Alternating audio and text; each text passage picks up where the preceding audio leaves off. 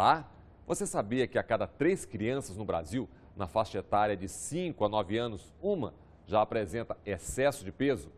E o que as bebidas açucaradas têm a ver com isso? Acho que é importante para as pessoas saberem que aquilo tem muito açúcar, que aquilo não é bonzinho. Isso vai muito da educação de casa, da alimentação que a mãe dá para o filho. Ninguém comendo frutas e verduras no café da manhã, mas vê uma jarra de suco de laranja que provavelmente é industrializado. Saúde pública, alimentação, obesidade. Projeto de lei adverte para o consumo abusivo do açúcar. O debate está no Senado e o Em Discussão começa agora. Existem diversos fatores que estão associados hoje ao excesso de peso no país, mas o consumo alimentar, o que a população brasileira de fato está consumindo, é um dos fatores que de fato impactam e contribuem com o aumento do excesso de peso.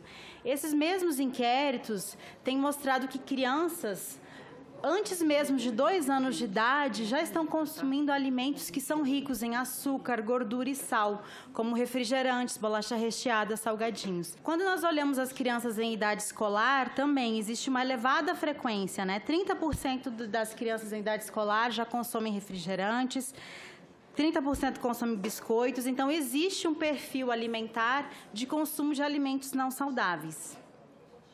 E também nós já temos estudos no Brasil que mostram a relação do consumo desses alimentos com excesso de peso.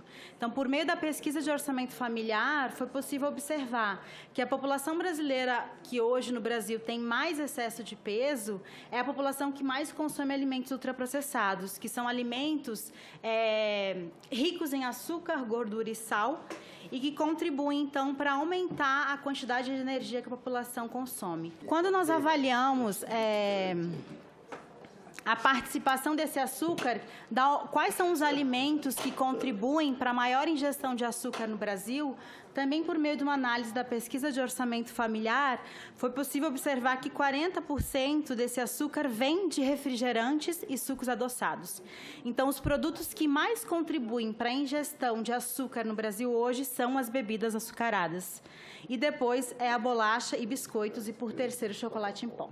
Então, isso já são pesquisas com dados de inquérito nacional representativo da população brasileira, indicando que as bebidas açucaradas contribuem para o elevado consumo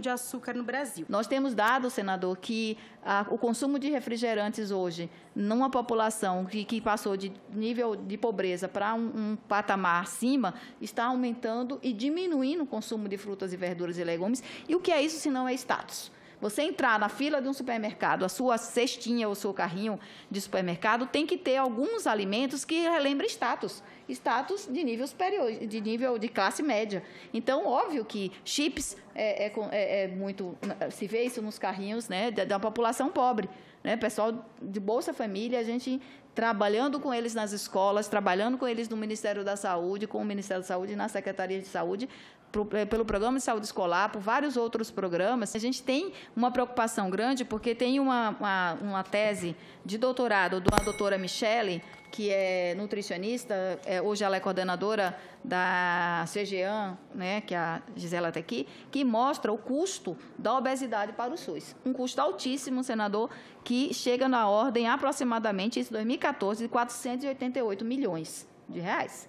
Então, é realmente uma questão de preocupação fortíssima entre todos nós. Devemos ter toda essa preocupação, os gestores públicos, os senadores, os deputados devem ter essa preocupação para garantir a saúde e a qualidade de vida da população brasileira. O consumo alimentar no Brasil ainda é baseado no arroz com feijão, mas a participação desses alimentos considerados não saudáveis vem crescendo de forma alarmante e nos preocupando, principalmente pela associação do consumo desses alimentos com o excesso de peso da população brasileira e especificamente nas crianças no Brasil. Recentemente, a OMS fez uma revisão das recomendações de açúcar para a população mundial.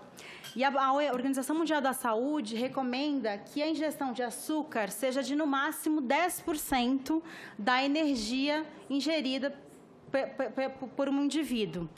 Hoje, no Brasil, 16% do que o brasileiro consome vem de açúcar livre. Ou seja, nós consumimos 50% a mais do que a recomendação. Então, de fato, no Brasil, nós temos esse diagnóstico de que o consumo de açúcar ele está, de fato, elevado quando comparado às recomendações da Organização Mundial da Saúde.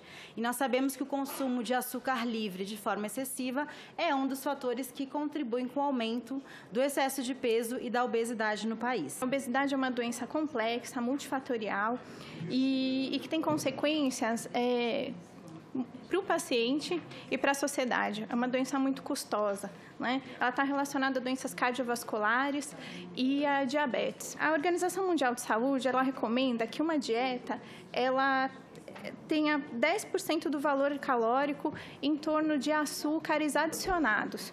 Isso está relacionado a bebidas açucaradas, bolachas e outros produtos industrializados. Num estudo nacional, mostrou que a gente está consumindo cerca de 60% a mais. Então, cerca de 16% da nossa dieta do valor calórico é por causa desses açúcares adicionados. O principal é o açúcar de mesa, que ele é responsável por 75% dessa ingestão de açúcares livres. Tá? Mas o consumo dessas bebidas adoçadas, elas vêm crescendo e vêm sendo muito importantes nesse aumento de açúcar da dieta. Tá?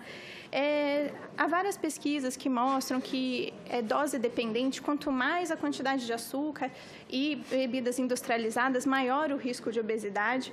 Até dizendo que, feito em crianças, né, que consumiam 2 porções de bebidas adoçadas por dia, elas tiveram um risco de 55% maior de desenvolver diabetes. Então, é muito importante. Tá? Em conclusão, a gente tem estudos suficientes que mostram que o consumo excessivo de bebidas adoçadas, ele está relacionado à obesidade. O Ministério da Saúde já citou bastante, explorou muito bem essa questão em relação à estratégia global em alimentação saudável, atividade física e saúde da Organização Mundial de Saúde. Essa estratégia ela tem o objetivo de reduzir as taxas de morbidade e mortalidade relacionadas à alimentação não saudável e ao sedentarismo. Traz diversas diretrizes. Uma das diretrizes dessa estratégia é restringir a ingestão de açúcares, justamente o tema que estamos aqui debatendo.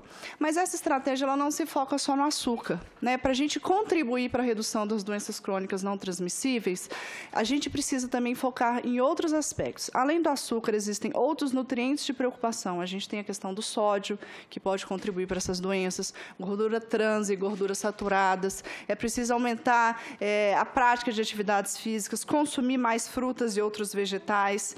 Então, existem vários pontos que são levantados pela Organização Mundial de Saúde para a gente reduzir essas taxas de mortalidade e morbidade. Nós temos hoje, nos Estados Unidos, para você ter uma ideia, existem 3 doenças que exigem atenção especial do NIH, que é a obesidade, é o diabetes e a depressão. Isso é o que o governo americano tem para maior investimento nos próximos 10 anos. O consumo exagerado de alimentos, à medida em que aumentaram, e é o que mostra ali o diapositivo, aumenta o conteúdo daquilo que a gente consome como refrigerante, está aumentando a obesidade está aumentando o diabetes tipo 2. Nós temos aqui, em relação ao Brasil, os dados mais recentes são os do Vigitel e apontam hoje para uma população adulta com mais de 50% de pessoas, tanto na faixa, no sexo masculino quanto no sexo feminino, acima do peso, quer dizer, em sobrepeso, e um percentual acima dos 25% já em obesidade. A questão do consumo de hortaliças e frutas, que é uma recomendação do OPAS, em torno de 5 porções dia. Nós temos lutado há mais de uma década já, a sociedade brasileira, para a implementação dessa questão da alimentação saudável, e urge para a gente que isso seja implementado no Brasil. O Brasil não é signatário ainda da questão da alimentação saudável a nível mundial. No próximo bloco, a advertência que pode virar lei. Nós vamos ficar nos envenenando por causa de uma norma do Mercosul?